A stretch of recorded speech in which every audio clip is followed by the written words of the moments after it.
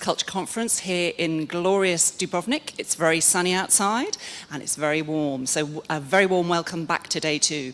So now we're going to have Jakob Knutzen, who is from Butter, and it's a special breakfast edition of a virtual cuppa and a question and answer session for about the next 30 minutes. So take it away, please, Jakob. Thank you.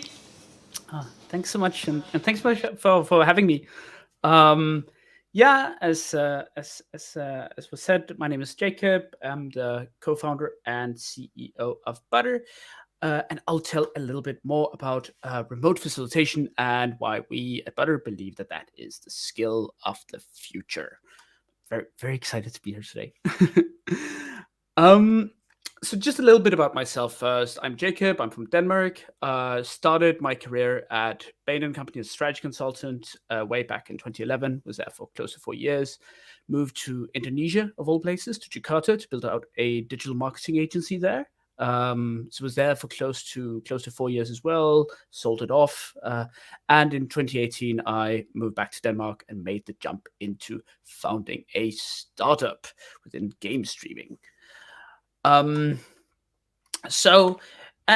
I did that together with these two lovely guys, and we managed, Chris and Adam, and we managed to run our previous startup very much into the ground. And in 2020, we founded Butter. And as you see, like until very recently, the three of us as co-founders have actually never met. I'll tell a little bit about Butter later on, but Butter is basically a video conferencing tool for collaborative sessions that you can check out at butter.us. But I'll get back to that later and how that kind of ties into everything. We're a fully remote team as well, which is, I guess, why it's also very relevant for speaking here today. So we're 17 people across 10 different countries, ranging from Indonesia in the east to Canada, actually Vancouver in Canada in the west. So pretty broad span of people here. But again, firstly, before I kind of jump more into Butter, again, this whole session is about remote facilitation and why we believe that that is the skill of the future. It's a big statement. But firstly, what is facilitation actually? And there's a lot of thoughts around this. So someone recently said to me that a facilitator is someone who helps people understand each other, gives everyone a chance to talk, and helps them make a decision together. That's one way of putting it. Another way of putting facilitation is someone who makes it easier for a group to achieve something. It could be solving problems, planning, making decisions, reflecting, ideating. So a lot of different stuff. You see, a lot of these things also tie together with collaboration, because everything that a facilitator helps a group achieve is something connected with collaboration. At Butter, we believe that facilitation consists of 3 separate skills. Firstly, it is ensuring that the session that you're facilitating is structured well beforehand. So the whole pre-session stuff, making sure that expectations are set, that the outcomes of the session, what you want to get out of the session is clear, even who's in there and their roles are clear. So it's a lot of pre-session stuff that needs to be clarified by the person, by a facilitator. Secondly, it's about driving the session and helping achieve the outcome through the people present. And this is very much the normal understanding of the facilitator. It's someone that kind of helps people through the actual session. And thirdly, something that we and very much I myself believe is it's very important that they document and cement the outcomes of the session to make sure that the session is not in vain, but it actually has an outcome later on and has an impact. So why, again, all of this is about facilitation. It's very nice. It could be the case also in a non-remote world, or in a world that's it's very much co-located, and it has been both a skill and a role that we've heard about for, I don't know, a very long time, decades at the very least, maybe even centuries. So why remote facilitation, and why talk about this now? Well, we think there are four main reasons that facilitation will be a must-have skill in a remote first or a distributed world. It's got a lot of names, right? And I guess we can get into semantics about that, but I'd rather go into these different reasons. So the first reason is that we believe very much that facilitation is a key enabler of collaboration, especially when it's done so remotely. Again, effective group collaboration needs to be facilitated. And I think and I think that there's a big focus on group here, because you can easily collaborate two people together without needing to facilitate. You kind of go into the groove and it's rather easy. But once you become a third person, and especially 4 or 5 people, then the need for facilitation and the need for structuring it and coordinating it increases significantly. So again, it is the skill to structure sessions before, during, and after the session. I've said that a little bit before, but ensuring that the session is effective and that the best outcomes are extracted and that the impact later on takes place. So again, the thing is, when you are doing something remotely, everyone can kind of step into that role of a facilitator. It's when you're doing something in a co-located world, when you're sitting together in a group, in a brainstorm, the role distribution kind of becomes way more natural. You'll see people kind of switching in and out of the role of the facilitator. In a remote first world, and when you're doing a remote collaborative session, when you're brainstorming together, when you're going through a design sprint or a strategy session, you need to have someone that takes that role very, very specifically. But that could be everyone. It could be the project manager. It could be the people manager. It could be, or it could even be a specific person in that session that kind of just steps up. But there's no doubt that you need to have someone facilitating that session. You can't have people like, again, and that connects a lot to how these remote sessions take place. You can't have everyone speaking up over each other. You've all tried in a Zoom or a Teams meeting where everyone's kind of speaking up over each other. That's simply just not possible in the way that it's possible in a co-located session, and it's not very nice either. But everyone needs all of these sessions need someone to facilitate them. And so sometimes in these sessions they're set up rather quickly, or they don't have a specific facilitator say appointed beforehand, but someone needs to step up during that session then to facilitate. So again, when remote, everyone is a facilitator. And therefore, we all have to learn the skills to structure and facilitate sessions, because we don't know when we might have to step into that role. The third thing is something that I also personally very much believe in, namely that digital-first facilitation improves anchoring of outcomes in organizations. That's a lot of fancy word, right? Fancy words.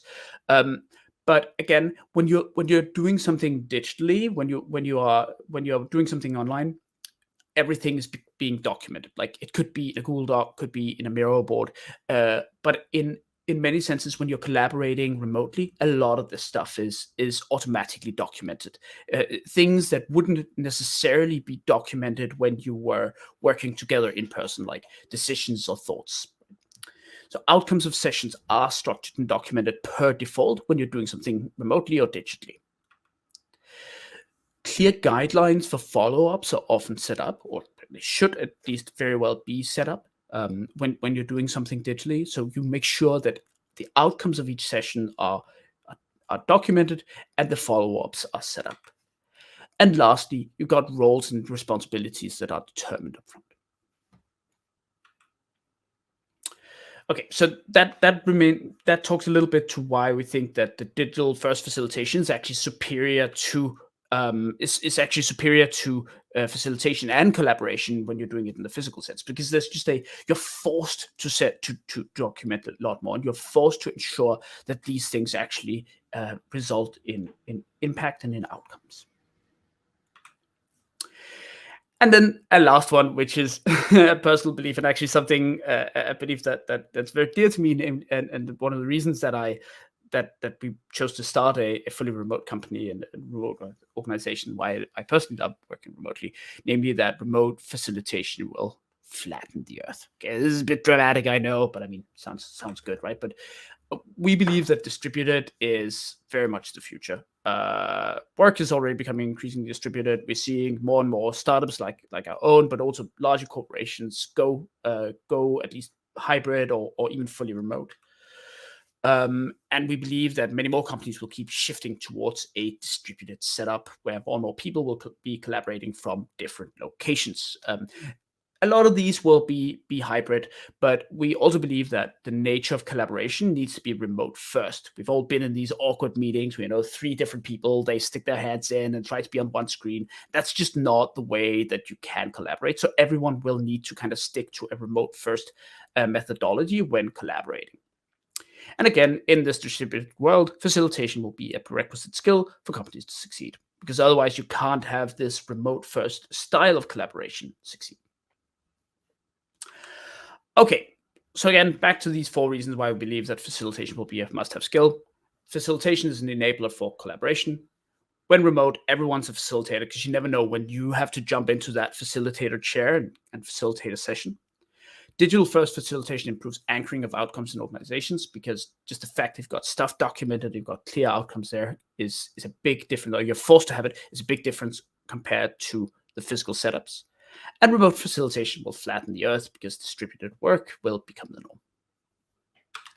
Okay, so how does that tie into Butter? Well, going a little bit back, and I know that I thought a bit about myself. Should I have started with this, or should I have taken it here? But again, I mentioned that we managed to run a startup into the ground before. So we had this good thing going, Chris, Adam, and myself. Again, Adam being a tech guy is very much the hacker. Chris being a product designer is very much the hipster, and I guess that will kind of make me the hustler in this hustler hacker hipster trio. It's very hard to say quickly. And we shut down our company in January of 2020, and we'd worked together as a fully remote team. Again, Adam's based in Jakarta in Indonesia. We've never really met. Like myself and Chris were based in Denmark at that time. So we wanted to build something within remote work, and suddenly, COVID struck. And we thought that, hey, we work together as a remote team. Even if we failed as a startup, we still built some pretty solid practices, and a lot of people were struggling at that time. So let's help people that are, especially startups and teams that are being forced to work remotely through COVID. So we set up a quick framework and started doing small workshops for startups and teams on how to work together remotely. But that was when we saw that facilitating a workshop, so again, it was workshops that we started with when it comes to facilitation, is just so much more difficult remotely and very specifically on Zoom than they are to do in real life. So again, we saw 2 different things that was very difficult there. The first of these was a huge technical overload of managing multiple tools to run an effective session. So it was like, again, we use Zoom together with Miro, together with Mentimeter, a lot of stuff, right? And the second thing was this whole thing about difficult to keep participants engaged and energized, and actually feeling the room. Like even here, like I literally feel like I'm standing talking to my screen at the moment, because I cannot hear any of you guys. I cannot feel any of you guys. I cannot see any of your comments. It's a very strange experience. And that was the same experience that we had in when we were conducting workshops. When we were conducting workshops online, very hard to kind of feel people. So we spoke with, I think, close to 700-800 facilitators that running either design sprints, strategy consultants, people in learning and development, people that were doing workshops, trainings, or what we call like slightly more complex collaborative sessions. And they all felt these 2 things: a technical overload and a very hard and a difficulty to kind of keep people energized and engaged. So that's why we built Butter. And again, we wanted to remove the technical friction, and we want to build more energy and engagement into sessions. Okay, and I was ahead of myself. So we spoke with hundreds of workshop facilitators, blah, blah, blah, and we tried to figure out whether this was a real pain for them, and it definitely was. It wasn't just us that were having this pain, so that's good. It wasn't just us that were incompetent facilitators. It's always nice to know. So again, we built Butter, which you can check out at butter.us to kind of do these two things: removing technical friction and creating energy. And the technical friction part, we did that by creating a tool that allows you to set up the session, run the session, and debrief the session all in kind of one full workflow. So you're able to set up a lot of stuff before by setting up a full toolbox for your workshop, just as if you were in a real workshop or if you're in a real session, you'd be carrying in your box of markers, you'd have a whiteboard, all of that stuff. You set up the room. So you're able to set up the room beforehand. You're able to run the session in Butter. So it's a fully fledged video conferencing tool with pretty advanced stuff like breakouts and all kinds of tools, embedded tools that you could plop in, like Miro boards opening up directly in the session, all of that stuff. And you're able to debrief the session with pretty detailed recaps after each session takes place. So you're able to take all of these takeaways and actually make sure that they are, well, it depends a bit on what type of session, but make sure that the outcomes are not simply lost after the session. And in terms of building energy and engagement, we wanted to build a product that was just inherently more delightful than many of the other products out there. So we built in loads of stuff like floating reactions, soundboard, all kinds of stuff that just gets people more engaged and out of their seats, as opposed to what you'd see when people are leaning back and switching up their cameras in other tools. Yeah, so that's what we built, and we built it very specifically focused on facilitation, which kind of tied together with what I spoke about before. So some stuff like Butter takes out the heavy lifting of taking the intensity of the workshop and just lightens the mood, freshens the platform, brings out playfulness even in the most serious of people. I'm not one of those serious people, by the way. But again, that's some of the things we tried to achieve. Okay. So I spoke a little bit about what facilitation is, why we believe that remote facilitation is super important, and why we're building something to empower facilitators in terms of remote collaboration. So I think now I'd love to open up the floor to questions as well. What about now? Okay, excellent. Yes, this makes me happy. Let's sweep on to questions. As I was saying, Jakob, thanks so much. Just checked out your website. I'm going to sign up immediately because it looks fantastic. I love the way, the simplicity, the interactivity of it. So what we'd like to do now is we'd like to invite questions from the floor here and also online. If there are people, if you'd like to put something in the chat, we'll be able to access that. So on the floor here in real life in Dubrovnik, are there questions? Yes, Rowena. Let me give you a microphone. Rowena Hennigan, thank you. Hi, Jakob. Fantastic presentation. I've been a fan for a while, so... Well, likewise, Rowena. I know it's so nice hard to talk and not hear much, so you did a wonderful job, so thank you so much. I really think you've got a fantastic product that's a really good fit, and I loved what you said about remote facilitation being a skill for the future and really important.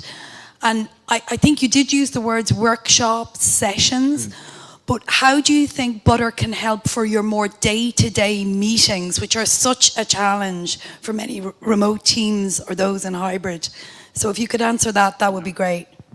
That's an excellent question. And it's something we've been discussing a lot at Butter, right? So it relates a bit. So when we started building Butter, we wanted to build it for the most, complex of collaborative sessions up front, because those were the ones that were feeling the pain the most. But we actually see the future of, the future types of sessions being in 3 different chunks. First one are your huddles, like the quick, hey, do you have any quick conversations about particular work topics? That where you might use something like Slack huddles, or you might use Tandem or something quick to talk. Don't need something big and fancy. Second thing are your status meetings, where people, they talk about, they talk through a certain number of topics, a certain number of status points, or might talk through, or might be one-on-one, something like that. I think as these status meetings will move very much async. And the third chunk is collaborative sessions. And collaborative sessions, we see, as I mentioned, workshops and trainings being on the very most, complex type of these, and quick brainstorms and quick conversations being on the less complex side of these. We built Butter first for the most complex of these, and then we're moving kind of down to less complex sessions. I do believe that even less complex sessions benefits a lot from facilitation. And I do believe that even less complex sessions benefit a lot from just a little bit of structure. And I think that even the way that we build Butter now, it actually helps out with a lot of the less complex sessions. And we are seeing people use it for everything from co-working to university classes to quick brainstorms. Yeah, it's definitely on our mind. Hope that makes sense. That makes complete sense. Thank you so much. Rumina is nodding at me. So because we're just sharing one microphone, apologies that I'm speaking for her, but it was great. Thanks so much. Okay, are there other questions from the floor here in Dubrovnik in real life? Or are there questions from the online people? No, that's absolutely fine. Well, Jakob, thank you so much for joining us. We had a wonderful morning. Apologies for the sound quality. We could hear what you were saying. It was great. And as I say, we're going to sign up for your facilitation classes immediately. And we will see you again, I hope, in real life, maybe one day. Thank you so much for joining us. And bye-bye. Thank you so much for having me. Thank you. Bye.